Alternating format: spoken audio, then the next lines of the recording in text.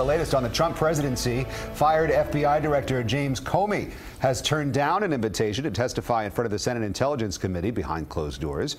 It comes the same day as President Trump tweeted that Comey, quote, better hope there are no tapes of their conversations before leaking to the press. The president also fired back about the discrepancies on whose idea it was to fire the FBI director, saying that maybe he should cancel all press briefings and only release written statements for the, quote, sake of accuracy. Accuracy from this White House, very important. Joining us now, host of Facing South Florida, Jim DeFede. Okay, Jim, let's take a deep breath here, because this is a country that is split down the middle. In fact, I think Florida is probably split down the middle. You've got your Trump supporters who probably feel like the media and Democrats are ganging up on Donald Trump. Then you've got the other half that doesn't like Trump, and they're kind of scared about the behavior that he's been exhibiting since taking office, probably before he took office. Where do we go from here? Where are we heading?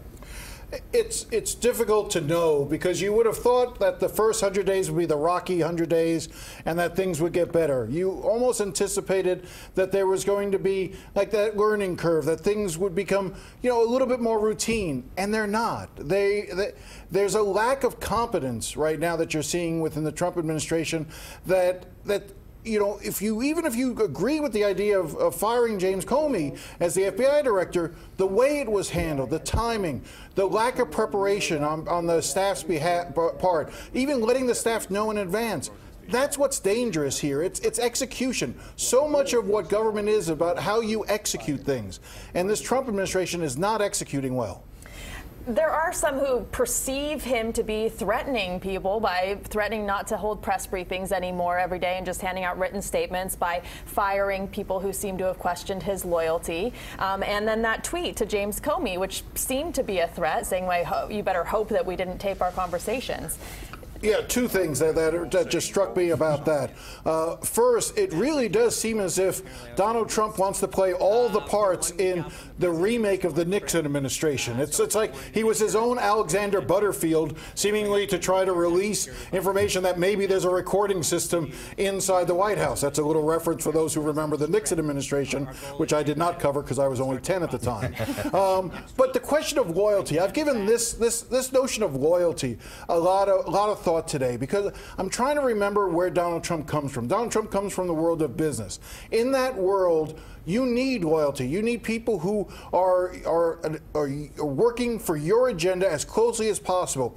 This is why in business, everyone associated with Donald Trump would sign NDAs, non-disclosure agreements, guaranteeing their silence, guaranteeing to keep them under pressure. You can't do that in government. There is no non-disclosure agreements. That's why you have leaks and the rest of it. So Trump is trying to acclimate into a new world, and it's just not fitting. Since you mentioned former President Richard Nixon and the sort of similarities between what happened then and what's happening now, are we heading in that direction? I mean, and if so, how would we get there? It would have to be Republicans who would decide that they've had enough of Donald Trump, right?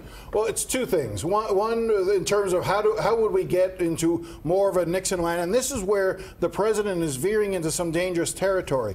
If you remember, the old adage about Richard Nixon was, it was not the crime, it was the cover-up. I'm not saying that there's a crime, that Donald Trump may not have committed anything wrong. There may be no collusion between the Trump administration and the Russians, even during the campaign. But if you begin to do things that appear to be obstructing justice, intimidating witnesses, you start moving into an area where you could be perceived as violating the rules of law that could leave yourself open. That's what Nixon got himself in trouble on, and that's where Donald Trump seems to be dancing with that line. And that's a real problem. To the point about Republicans, I have not been, I would have thought more Republicans would have stepped up by now and just been a little bit more assertive. I think they're afraid to. I think they still have the lessons of the campaign, that every time they thought Donald Trump had crossed the line and came out and condemned him, it turned out he survived. I think Donald Trump will survive well, and I don't think there's anything imminent for Donald Trump in terms of his administration falling apart. But so I think that the Republicans are just don't want to get out ahead of themselves right now. But it's like I said, we're in a whole new uncharted territory. We'll see how it pans out. Thank you very much, Jim. And you can watch Jim on Facing South Florida this Sunday morning at 11:30 a.m.